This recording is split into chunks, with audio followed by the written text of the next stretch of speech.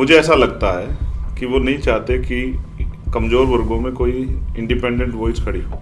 उनको लगता था कि अगर चंद्रशेखर आज़ाद खड़ा हो जाएगा तो शायद एक नई तरह की पॉलिटिक्स जन्म लेगी। मेरा नाम आज़ाद है, मुझे आप आज़ादी के साथ ही लड़ने दो, तो उस पर स्वीकार नहीं हुए तो बात खत्म हो। सदन से वर्कआउट नहीं करें, क्योंकि हम भेड़ नहीं है किसी के पीछे पीछे जाएंगे। हम बहुत सारे करोड़ों लोगों की उम्मीद है। क्या पार्लियामेंट 16 के डायलॉग सुनाने के लिए?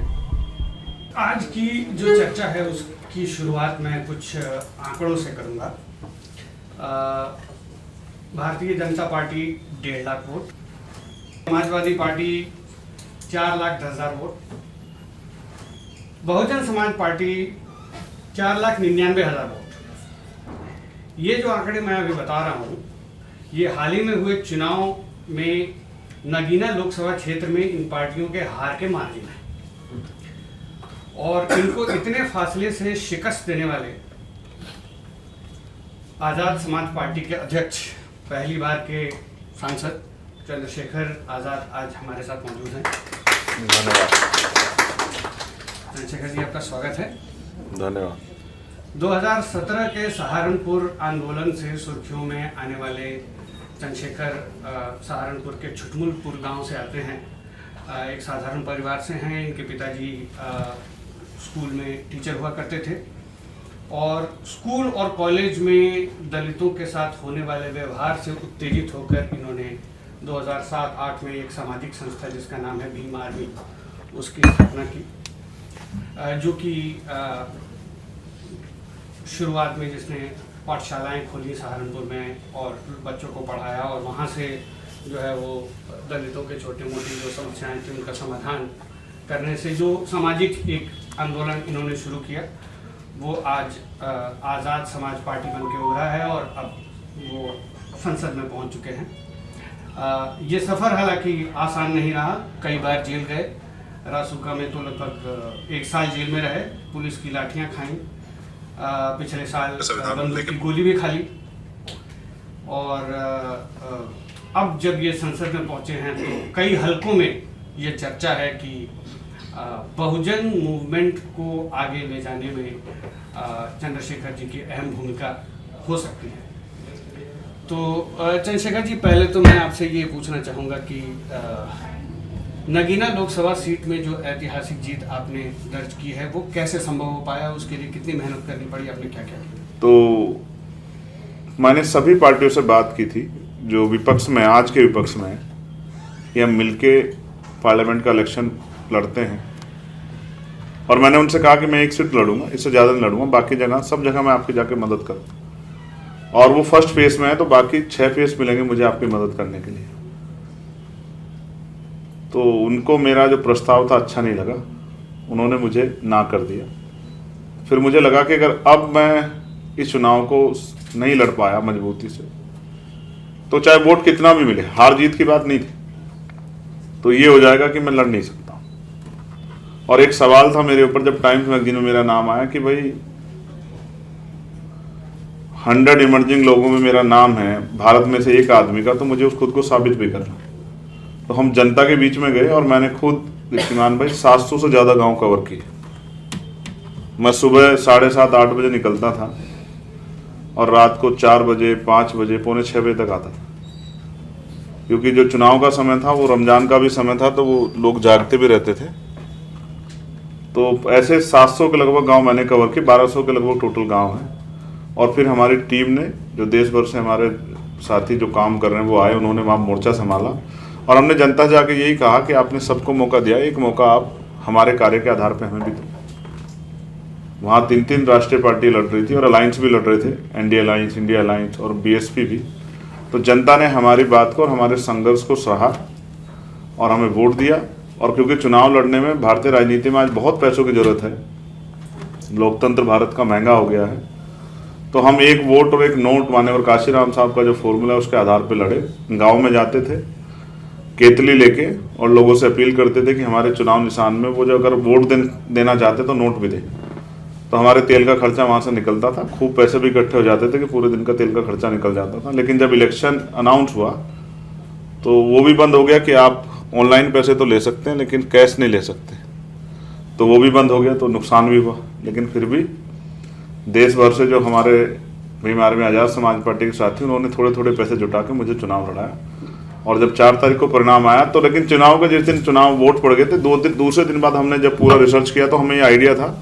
और आप मेरा बयान अगर सुनेंगे जो मैंने छत्तीसगढ़ में दिया था आपसे 1 महीने पहले चुनाव के रिजल्ट से लगभग 25-26 दिन पहले, कि हम 1.5 लाख से ज़्यादा वोट से जीते और हम लगभग 1,51,000 से ज़्यादा वोट से जीते। तो हमें जो हमने काउंटिंग की थी वो हमारी टेबल पे थी, और वो टेबल हमारी जो है वो हमारे संघर्ष पे थी, और वो सच साबित हुई। तो इस तरह से हम लोग नगीना का चुनाव जीते। आपने बताया कि गठबंधन के लिए आपने इंडिया ब्लॉक से बातचीत की, लेकिन वो एक सीट देने को भी आपको राजी नहीं थे। क्यों नहीं थे? आपको क्या लगता है कि, क्योंकि मैं इसलिए ये सवाल पूछ रहा हूँ क्योंकि ये कोई नया गठबंधन नहीं था, आप पहले उनके साथ गठबंधन कर चुके हैं, उपचुनाव लड़ चुके हैं। रामपुर का, खटौली का जो सारा उपचुनाव था वो सपा, आरएलडी और आज़ाद समाज पार्टी ने साथ में वो लड़ा था और आपने सपोर्ट किया था। खटौली की विधानसभा वो जीते भी थे। नगर पंचायत चुनाव भी हम लोग मिलकर लड़े। नगर पंचायत चुनाव भी आप लोग मिलकर लड़े। तो फिर जब लोकसभा का चुनाव आया तो क्यों आपको लगता है कि ये पार्टियां आपके साथ गठबंधन नहीं करना चाहती थी? देखिए, मुझे कहते हैं ना, सच कहने से रिश्ते खराब हो जाते हैं, लेकिन अगर सच नहीं कहेंगे तो फिर तो खराब हो जाएगा। मुझे ऐसा लगता है कि वो नहीं चाहते कि कमज़ोर वर्गों में कोई इंडिपेंडेंट वॉइस खड़ी हो। उनको लगता है जो भी खड़ा हो वो उनके सहारे से खड़ा हो या उनके अंडर में, जिससे वो जिस तरह का काम लेना चाहते हैं उस तरह का काम लें, वो उससे आगे ना बढ़े। और इसलिए उनको लगता था कि अगर चंद्रशेखर आज़ाद खड़ा हो जाएगा तो शायद एक नई तरह की पॉलिटिक्स जन्म लेगी। तो उन्होंने मुझसे कहा भी कि आप हमारे सिंबल पे लड़ जाओ या आप वो जगह बदल के कहीं और लड़ जाओ। तो मैंने उनसे मना कर दिया कि भाई, ना मैं किसी के सिंबल पे लड़ूंगा, ना मैं अपनी जगह छोड़ूंगा। उनको ऐसा लगता था कि भाई अगर चंद्रशेखर खड़े हो गए इंडिपेंडेंट रूप से तो फिर शायद वो आप पे रोके नहीं रुकेंगे, तो इसलिए इनको स्वतंत्र ना होने दो। तो कांग्रेस के लोग कहते थे हमारे सिंबल पर लड़ लो, और समाजवादी के लोग कहते थे हमारे सिंबल पर लड़ लो। और मैं कह रहा था कि मेरा नाम आज़ाद है, मुझे आप आज़ादी के साथ ही लड़ने दो। तो उस पर स्वीकार नहीं हुए तो बात खत्म हो गई। इसी कमरे में आज से 5 साल पहले बैठकर आपने खुद पर चुटकी लेते हुए एक बात कही थी कि भाई मेरे जैसे नाकारे की जो है वो पॉलिटिक्स में कोई जगह नहीं है, और मैं तो एक सामाजिक कार्यकर्ता बन के ही रहूँगा और मैं दूसरों को तैयार करूँगा कि वो सामने आए और युवा सामने आए और वो इलेक्शन लड़े। तो इन 5 सालों में ऐसा क्या गुजरा, ऐसा क्या हुआ जिससे कि आपने ये डिसाइड किया कि न सिर्फ मुझे, उस वक्त आपकी पार्टी भी नहीं थी, सिर्फ भीम आर्मी थी, तो ऐसा क्या हुआ कि आपने ये डिसाइड किया कि मुझे अब एक पॉलिटिकल पार्टी बनानी है और मुझे खुद चुनावी मैदान में उतरना पड़ेगा? देखिए, जो आपने कहा वो सत्य है। हुआ ये कि जेल से तो मैं आ गया था और संघर्ष का रास्ता मैंने छोड़ा नहीं। मैं दिल्ली में गुरु घर का आंदोलन हुआ जिसको मैंने पार्लियामेंट में भी उठाया, मैं जेल गया। फिर एनआरसी का आंदोलन हुआ, उसमें मैं जेल गया। इसी बीच यूपी गवर्नमेंट मेरी बेल कैंसिलेशन के लिए हाई कोर्ट चली गई, और एज ए लॉयर मैं इस बात को अच्छी तरह समझता हूँ कि अगर मेरी बेल कैंसिल हो जाएगी तो जब तक मुकदमा चलेगा तो मुझे सरेंडर करना पड़ेगा। मैं आपको उसकी घटना भी याद दिलाता हूँ। अजय कुमार टहनी जो हैं, जो हार गए इस बार चुनाव, उनके बेटे ने किसानों पर गाड़ी चढ़ा दी थी, तो फिर वो जेल चले गए। फिर उनको बेल हो गई, तो फिर उनकी बेल कैंसिल कराने के लिए सुप्रीम कोर्ट चले गए किसान, तो उनकी बेल कैंसिल हो गई। तो फिर उनको सरेंडर करना पड़ा एक सिविल में, और जब तक वो मुकदमा चलेगा तब तक वो जेल से ही जो है उसको मुकदमे को जो भी कंडीशन हो। तो मैंने देखा कि भाई ये सरकार तो बाहर भी काम नहीं करने दे रही है, तो अब अगर हमने ज़्यादा दिन तक सामाजिक मूवमेंट के जरिए ही काम को आगे बढ़ाया तो हो सकता है कि हमें इसका कोई खामियाजा बहुत बड़ा भुगतना पड़े और हमारी एनर्जी का समाज को फायदा ना मिल पाए। एक बड़ा सवाल ये भी था कि इस बीच में मैंने कई बार बहुजन समाज पार्टी के लोगों से भी बात करने का प्रयास किया कि हम मिलकर काम कर लेते हैं, क्योंकि मैंने देखा कि जब भीम आर्मी के लोग संघर्ष करते थे और उनके साथ पुलिस कोई अमानवीय व्यवहार करती थी, यानी कि मारपीट करना, झूठे मुकदमे लगाना, जेल भेजना या और भी कई तरह के प्रयास, तो कोई पार्टी उनके साथ नहीं खड़ी होती। सब लोग उनसे हाथ छिपाते थे, मुंह भी छिपाते थे, हाथ भी छिपाते थे और दूर रहने का प्रयास करते थे। तब मुझे लगा कि जब सारे संघर्ष हमें ही करने हैं तो क्यों ना लोगों से बात की जाए जो लोग काम कर रहे हैं, कि चलो अब जब सड़कों का संघर्ष हमें करना है तो सदन में भी उन लोगों को मौका मिलना चाहिए जो संघर्ष कर रहे हैं। तो इसलिए बाबा साहब अम्बेडकर की उस बात को याद करते हुए कि रानी का बेटा ही राजा नहीं बनेगा, जो राजा वो बनेगा जो बैलेट से तैयार होगा, जिसको जनता वोट देगी। तो फिर 2020 में, क्योंकि आपको अगर याद हो, जब मैं एनआरसी में गिरफ्तार हुआ तो पुलिस ने मेरे ऊपर एलिगेशन ये लगाया कि उन्होंने भड़काऊ भाषण दिया, और मैंने कोई भड़काऊ भाषण दिया, मैंने सिर्फ संविधान की प्रिम्बल पढ़ी थी जामा मस्जिद पर। फिर मुझे लगा कि अब इससे बुरा क्या होगा कि आप कोई अपराध भी ना करो और पुलिस आपको उठा के जेल में डालती रहे। तो मैंने सोचा कि राजनीति में आने के बाद शायद जो है इस तरह की प्रक्रिया रुक जाए, रुकी भी।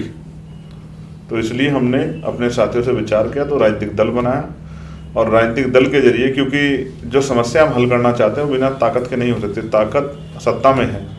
तो जब हम चुनावी लड़ेंगे तो सत्ता में कैसे आएंगे, जब सत्ता में नहीं आएंगे तो लोगों का भला कैसे करेंगे। अभी हम जैसे किसी के साथ जुल्म हुआ, अन्याय हुआ तो उसकी जाके मदद करते हैं, लेकिन अगर हम सत्ता में आ जाते हैं तो हम इन जुल्म को रोक सकते हैं। आपने मेरे पास 2 सवाल है। एक तो पिछले हफ्ते मैंने नोटिस किया है, एक बार पूरा ऑपोजिशन ने वॉकआउट किया था, आप खुद अकेले बैठ रहे थे। आप क्या है, कौन सा साइड में है, वो इश्यू बेस्ड है, तो आप ऐसे मौका आएगा कि आप बीजेपी को भी सपोर्ट करेंगे? देखिए, काशीराम साहब कहते हैं जिनसे संघर्ष होता है उनसे समझौता नहीं होता, और जिनसे समझौता उनसे संघर्ष नहीं होता। मैं आज आपको बहुत इम्पोर्टेंट बात बताऊंगा, शायद आपकी यहाँ छपने के बाद उस पर कुछ प्रतिक्रिया आए, लेकिन तब तीर निकल चुका होगा। मैं जब पार्लियामेंट में गया तो जैसे आपने कहा कि आपने मुझे वहाँ देखा बैठे हुए, तो उसमें 2 एक्स्ट्रा लाइन है, अगर आपने देखी तो मैं एक्स्ट्रा लाइन में बैठा, क्योंकि मैं नया आदमी हूँ, मुझे जानकारी इतनी नहीं है। मैं झूठ कह दूँ कि भाई मुझे जिस जगह में गया नहीं, मुझे क्या जानकारी होगी।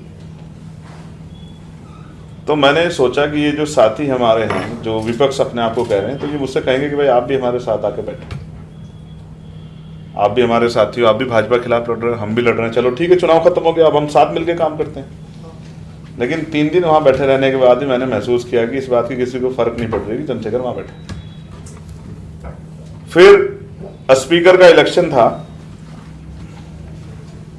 तो मुझे कांग्रेस के एक बड़े नेता का फोन आया कि आपको स्पीकर के इलेक्शन में हमारी मदद करनी। तो मैंने ठीक है, मगर आप पहले एक बार मुझसे बैठ के बात कर लेना, मैं चाहूँगा कि सुबह आप मेरे साथ बैठे। और मैं अपना वही सवाल उनसे पूछता कि भाई ठीक है, तो मदद ही चाहिए या आगे भी कोई बात आगे बढ़नी। फिर उन्होंने डिवीजन की मांग ही नहीं की, तो डिवीजन की मांग नहीं की तो वोटिंग नहीं हुई, वोटिंग नहीं हुई तो बात खत्म हो गई। नेताजी अपने रास्ते चले गए, मैं अपने रास्ते चला गया। इतना सच कोई बोलता नहीं है, हम झूठ नहीं बोलते इसलिए सच बोलते हैं। तो फिर हमने तय किया कि अब हम ना राइट है ना लेफ्ट है, हम बहुजन है, तो अपनी आइडेंटिटी में रहेंगे, अकेले रहेंगे तो अपनी बात के साथ खड़े रहेंगे। अगर कोई गलत होगा तो उसका विरोध दर्ज कराएंगे, और अगर कोई अच्छी बात होगी तो उसको सुन के समझ के फिर अपना फैसला लेंगे। तो इसलिए हम सदन से वर्कआउट नहीं करें, क्योंकि हम भेड़ नहीं है कि किसी के पीछे पीछे जाएंगे। हम बहुत सारे करोड़ों लोगों की उम्मीद है, हम अपनी पार्टी के वर्कर हैं, लेकिन हमारे लोगों के हम नेता हैं। तो अगर हम किसी के पीछे चलेंगे तो उनके सम्मान के साथ खिलवाड़ होगी। इसलिए हम बैठे, अगर कोई भविष्य में कोई बात करेगा तो सह सम्मान बात करेंगे। इसलिए हमने कहा कि अब हम किसी के घर नहीं जाने वाले कि आप हमसे अलायंस कर लो। 2018 में जब आप यहीं बैठे हुए थे, तो उस वक्त आपने एक वक्तव्य दिया था जो कि मैं अभी कोट करता हूँ। आपने कहा था कि ये मंदिर बनाकर तो दिखाएं, फिर संविधान समर्थक बताएंगे तुम्हें कि कैसे चलेगा ये देश। आपने ये भी कहा कि ये लोग संविधान बदल देंगे, और जो लोग संविधान बदलना चाहते हैं हम उनको बदल देंगे। क्या दलित समाज में ये जो, अगर हम सुर्खियां देखें तो उसमें ये संविधान वाली बात जो है ये चुनाव के समय आई, और उसके बाद फिर इसकी काफ़ी बातचीत हो रही है। लेकिन क्या ये जब 2018 में आप ये कह रहे थे, तो क्या दलित समाज में उस वक्त से इस चीज़ का भय व्याप्त था? 2018 से नहीं, 2014 से ही, जब से भारतीय जनता पार्टी की सरकार आई और जिस तरह से हमने देखा कि लेटरल एंट्रियाँ हुई, जिस तरह से निजीकरण हुआ, तो संविधान जो अवसर देता है उन अवसरों को ही आपने वंचित वर्गों के लिए लगभग ख़त्म कर दिया।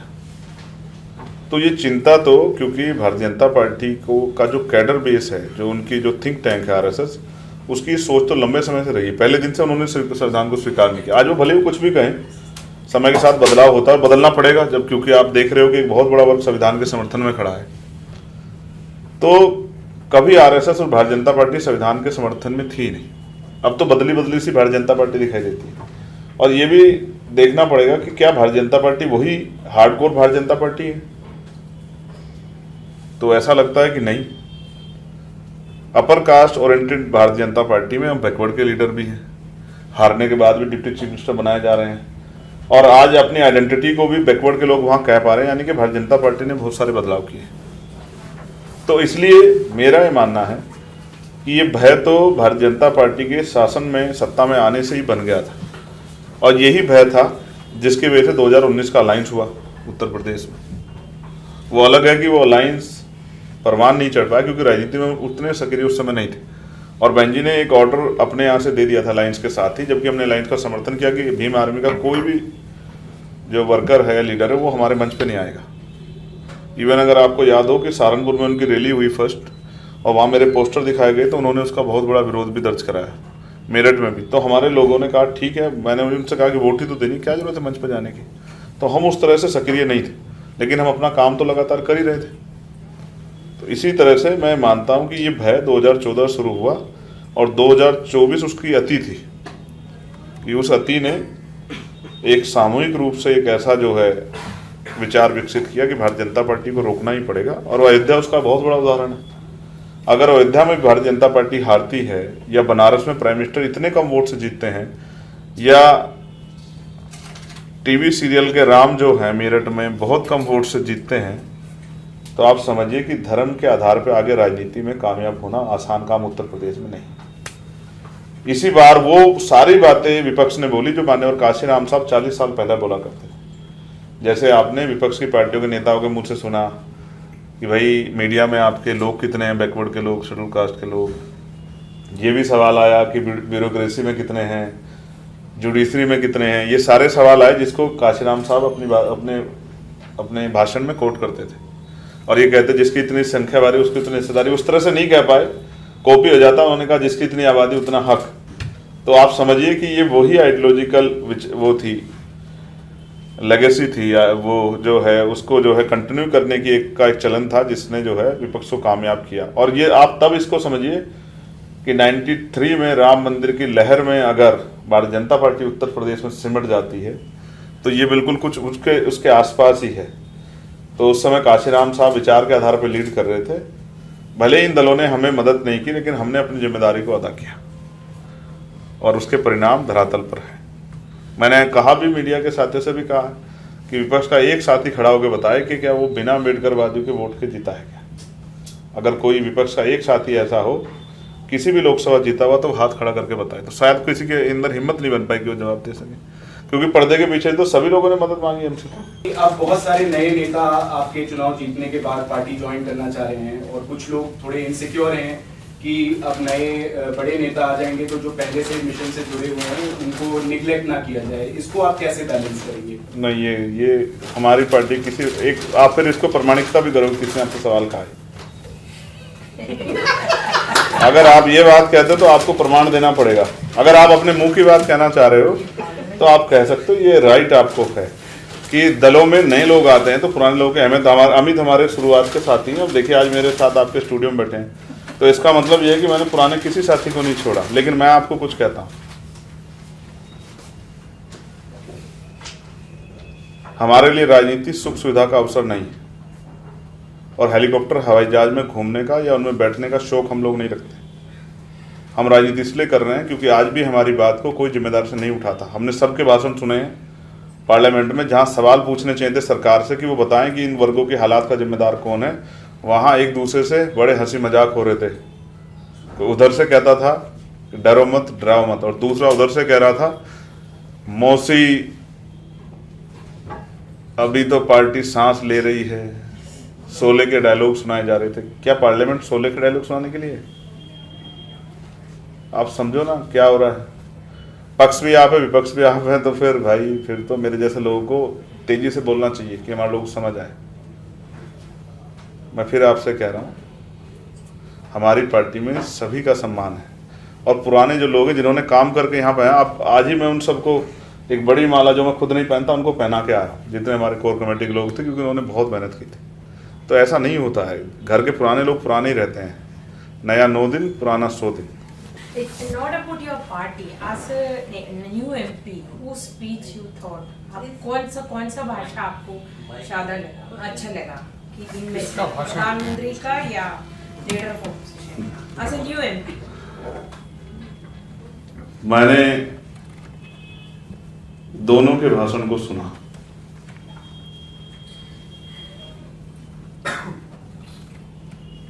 और दोनों ने अपनी अपनी पार्टी और अपने अपने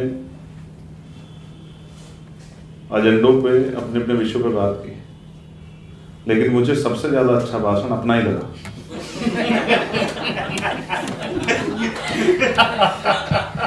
क्योंकि जब मैंने बाद में आके सुना तो as a first time MP you felt. मैंने अपने बहुत सारे मुद्दों को बहुत कम समय में रखा, और मैंने कोशिश की कि कोई हंसी मजाक ना हो के वहाँ बुनियादी मुद्दों पे बात हो, क्योंकि वही एक पटल है जिस पे भाजपा जवाब देती है और कहीं नहीं देती जवाब। प्राइम मिनिस्टर ने जितने इंटरव्यू चुनाव से पहले उस चुनाव के बीच में किए शायद ही 10 साल में किए, और ऐसा लगता है जैसे वो सफाई दे रहे हो कि संविधान से, आरक्षण से, कमजोर लोगों से बड़ा प्रेम करते हैं। तो इसलिए मुझे अपना भाषण बहुत अच्छा लगा, और मैं इस बात पर खुश हूँ, जो कमी है उसको दूर करूँगा। लास्ट सवाल, उसके बाद हम ये खत्म करेंगे। कांचीराम कई बार जो है वो भी चुटकी लेकर और कई बार गर्व से भी कहते थे कि हाँ मैं अवसरवादी हूँ, और मैं अवसरवादी इसलिए हूँ क्योंकि मेरे लोगों को अवसर नहीं मिला है, और उसको लेकर उन्होंने ऐसी कोई पार्टी नहीं थी जिसके साथ गठबंधन नहीं किया। सपा हो, भाजपा हो, कांग्रेस हो, इसके साथ गठबंधन करके उसकी सरकार गिराई, उसके साथ गठबंधन करके इसकी सरकार गिराई, उन्होंने सारे गठबंधन किए। क्या भविष्य में अपने बहुजन समाज के हित के लिए आपको लगे कि मुझे भाजपा से समझौता करना है तो आप करेंगे? तो फिर मैं वही जवाब दूंगा जो मैंने मीडिया के साथी को दिया था कि अगर वो मुझे प्राइम मिनिस्टर भी बनाएंगे तो भी मैं उनके साथ नहीं जाऊंगा, क्योंकि मैं समझता हूं वो पद देते हैं, पावर नहीं देते, और जब पावर आपके पास नहीं होगी तो आप अपने लोगों का कोई भला नहीं कर सकते। व्यक्तिगत अगर मुझे अपने बारे में सोचना है और मैं अपने लिए कुछ चाहता हूँ, मेरी कुछ इच्छा और मैं इस वजह से कहीं जाना चाहता हूँ, तो ये बुरा है। फिर मैं अपने लोगों के साथ बहुत बड़ा धोखा करूँगा, और मैं वो धोखा करने के लिए राजनीति नहीं करता हूँ। अगर भाजपा इतनी अच्छी होती तो इस बार जनता उनको सबक नहीं सिखाती।